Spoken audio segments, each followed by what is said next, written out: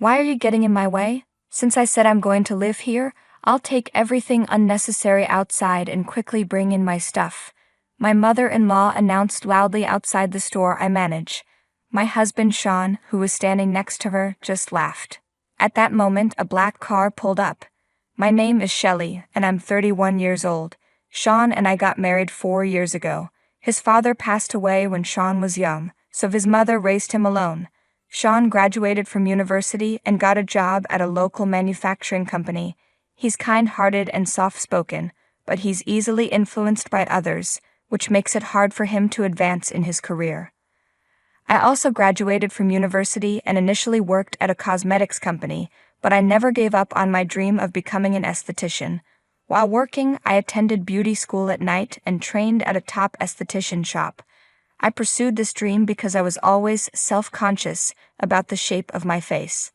I had received hurtful comments about it since I was young. However, in high school, while walking with friends, I got a free trial coupon for an aesthetic treatment and decided to try it that day. The shop was white and clean, with a comforting scent, and a very beautiful esthetician took care of me. I was immediately drawn to the charm of the place. She listened to my concerns and gave me a genuine treatment, even though it was free. I'll never forget the surprise I felt when I looked in the mirror afterward.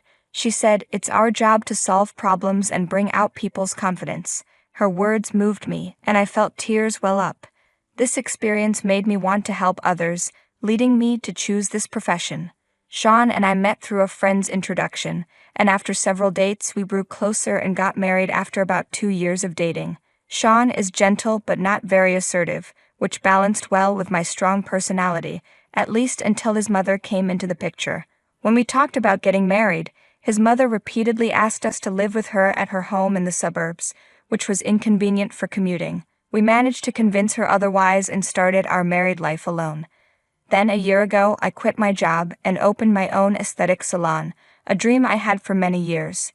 Although I used to juggle part-time jobs, starting my own business made me much busier than before, leading to more frequent disagreements in the life Sean and I shared.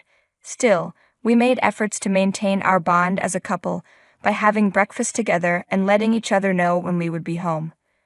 One evening, as I returned home late, Sean, who would usually be asleep by then, was waiting for me with a serious expression. "Shelley, there's something my mother told me," he began. He revealed that his mother had accumulated debts, and it had reached the point where she had to sell the family home. I was shocked. His mother had always been reckless with money and lived without a plan.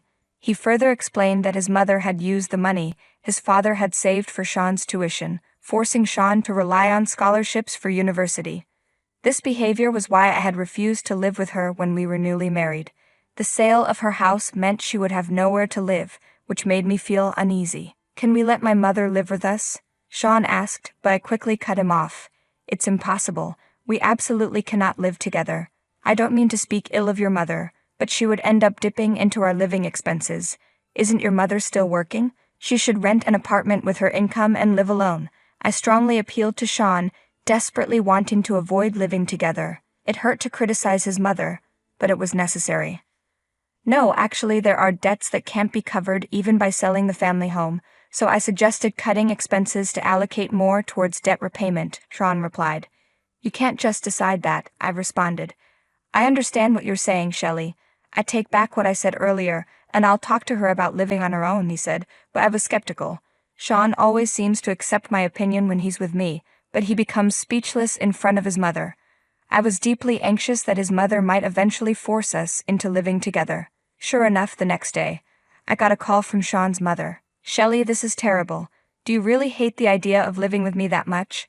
I held back when you two first got married, thinking you were newlyweds, but this time it's unavoidable. I'm about to lose my home. Even if we're not blood-related, what kind of cruel daughter-in-law are you to abandon a mother?" My mother-in-law harshly criticized me. "I'm sorry, but I have to oppose this. Our house is too small for even the two of us, so we can't provide another room."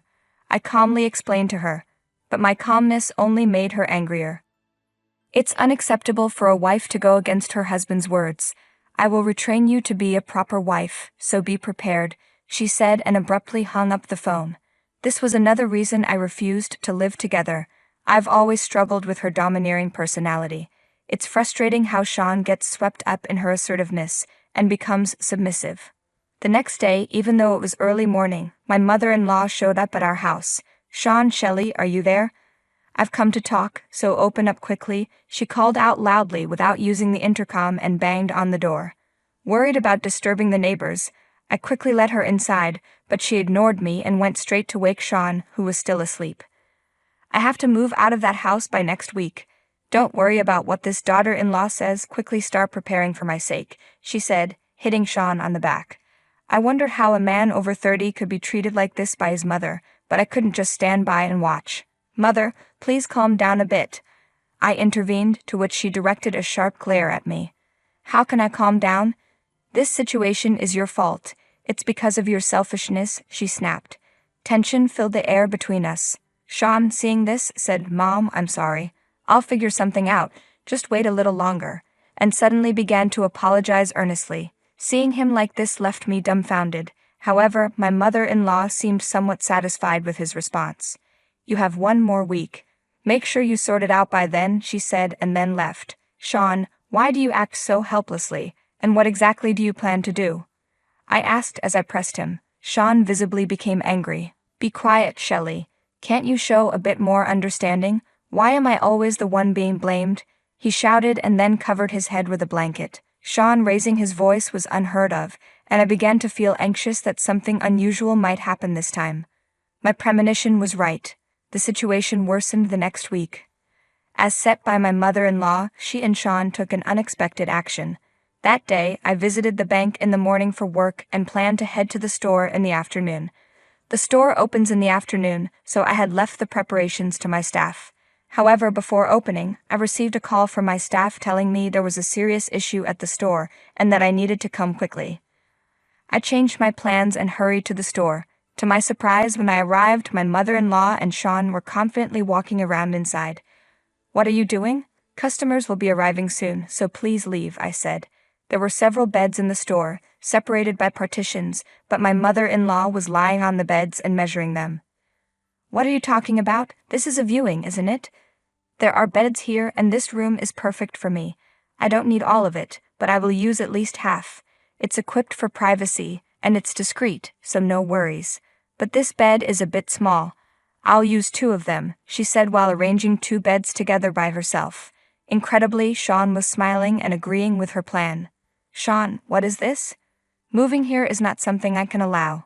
If this is a joke, stop it right now," I appealed, but I was confused by the unexpected actions of my mother-in-law and Sean. If it becomes public that someone is actually living in the esthetician store, it could damage its reputation. My store has been highly rated for its emphasis on hygiene, and many customers have supported us because of this. However, I couldn't let their selfish actions ruin the store's reputation. "Please stop this and leave. We're about to open, and we have many reservations. If you stay here, I'll call the police," I shouted. Hearing the word police, my mother-in-law and Sean looked a bit worried. "Let's leave it for today, but I'm definitely planning to live here," she said as she left with Sean. I apologized to my staff and quickly tidied up the store. I expected my mother-in-law to be unreasonable, but I was shocked that Sean went along with it. From the look on his face, it was clear he had decided to side with his mother. That night, Sean didn't come home.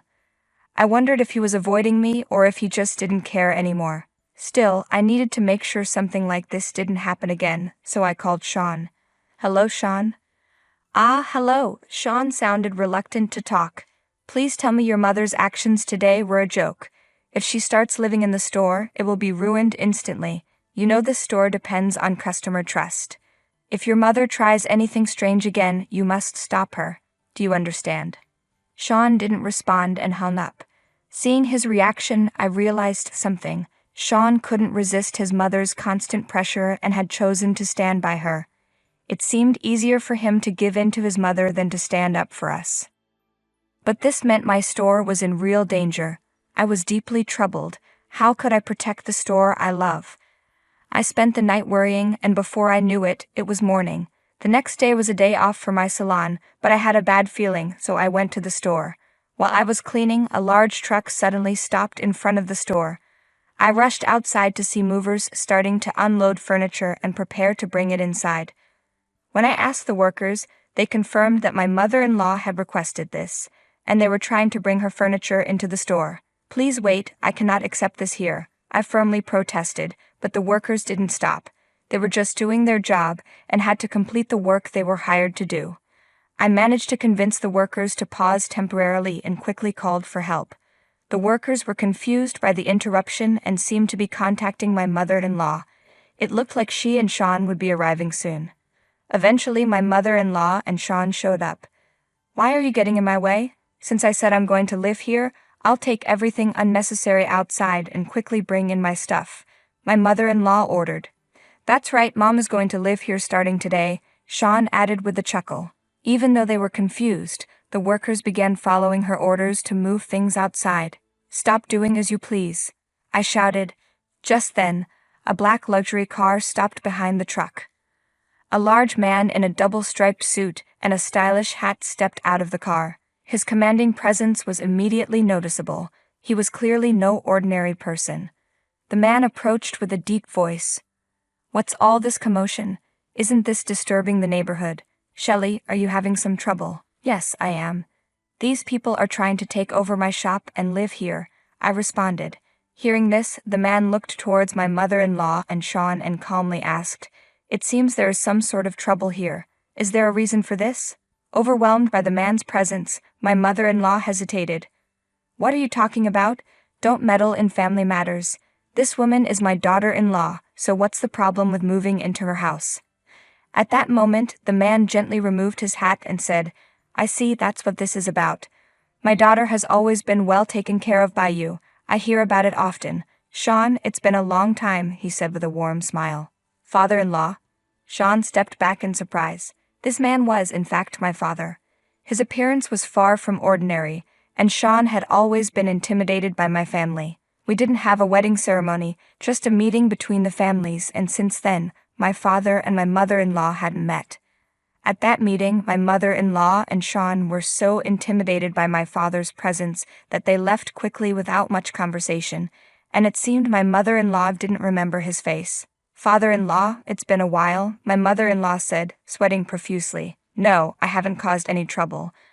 I just brought some belongings because I thought I could live in Shelley's shop. I haven't caused trouble for anyone," she explained, trying to act innocent while urging the workers to continue. "You intend to live here?" "I can't permit that," my father said sternly. "I own this building. The first floor is rented out as Shelley's aesthetic salon, and my daughter and I have a formal contract as the landlords and business operators. It is not allowed to use this place as a residence. If violated, you will need to vacate immediately." "I've just witnessed a violation. According to the contract, you must vacate immediately," my father said with a piercing gaze. I could feel the overwhelming authority in his eyes. "I understand. I can't make any excuses for this violation. We will vacate immediately," I responded. My father nodded and turned his gaze to my mother-in-law and Sean. "As you heard, I've agreed with the tenant to terminate the lease. If you enter here again, I'll have to call the police. You are now outsiders. Please leave this place." Saying that, he led me inside the shop, and we closed the shutter in front of them. My mother-in-law and Sean stood there, dazed for a while, but soon I could hear them arguing with the movers. The movers, needing to rush to their next job, eventually left the belongings on the roadside and departed. "Sean, handle this for now. Bring it to our apartment," my mother-in-law instructed. Sean, following her orders, quickly arranged a rental car and began transporting the belongings. Watching through a gap in the shutter, I said, "It turned out just as expected. They're heading to our apartment." "I'm glad I acted promptly. Thank you, Dad." My father's stern demeanor softened, and he smiled. Maybe I went a bit too far. Despite his intimidating appearance, my father is actually a very kind person. He dresses this way because he loves gangster films, but he's usually just a friendly local real estate agent. They're sure to be surprised when they arrive at the apartment. We chuckled quietly to ourselves.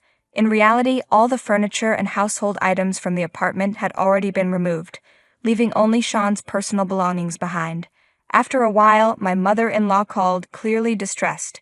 "What happened? The room is empty. Where is the furniture?" Her voice was agitated and angry. I responded calmly, I have terminated the apartment lease. I was the leaseholder and I made the payments, so it was within my rights to cancel it. The apartment is owned by my father, and we plan to dispose of any remaining belongings as abandoned property and change the locks soon. If you don't collect the personal items quickly, you'll have to meet my father again. Her voice trembled upon hearing my father's name. So, where have you moved to? Let us come there. Won't you let us stay with you? I answered with a snort, I've just decided to divorce Sean, and we will not live together anymore. I recently told Sean that if you interfere with my shop, I would seek a divorce. He agreed, and I've kept his response as evidence. Due to the influence of you and Sean, I can no longer continue my aesthetic business in this building. Therefore, based on the agreement with Sean, I am proceeding with a divorce. As for the furniture, it belonged to me before our marriage, and it is only natural that I take it all. Upon hearing this, my mother-in-law began yelling at Sean, who was next to her. How can you so easily agree to such a serious decision as divorce? The situation obviously required proper handling. I could hear Sean exclaim in surprise. You shouldn't prolong this issue. Look for a new place to live instead, I told them before ending the call. Afterward, my mother-in-law and Sean struggled to find a new home and eventually had to rent a house from distant relatives. Sean's commute became difficult, and he quit his job to work part-time at a rural deli while scrambling to pay off his mother's debts. Meanwhile, I was able to move into a property owned by my father immediately.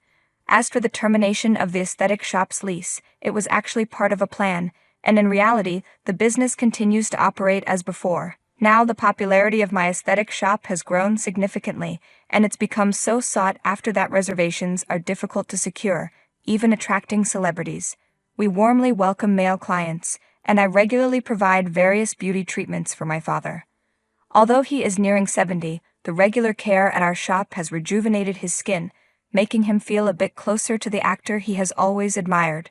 Through these experiences, I've come to realize again that the essence of my job is to give each client confidence.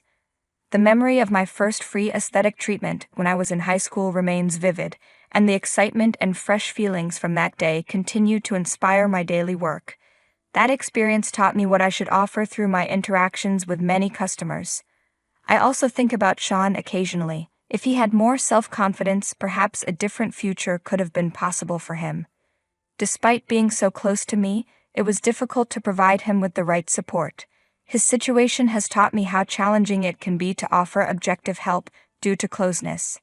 If, in the future, Sean visits our aesthetic shop, I plan to interact with him impartially and spare no effort in supporting him to maximize his potential confidence. If I can give him the courage to take a new step forward, I believe it would be profoundly meaningful.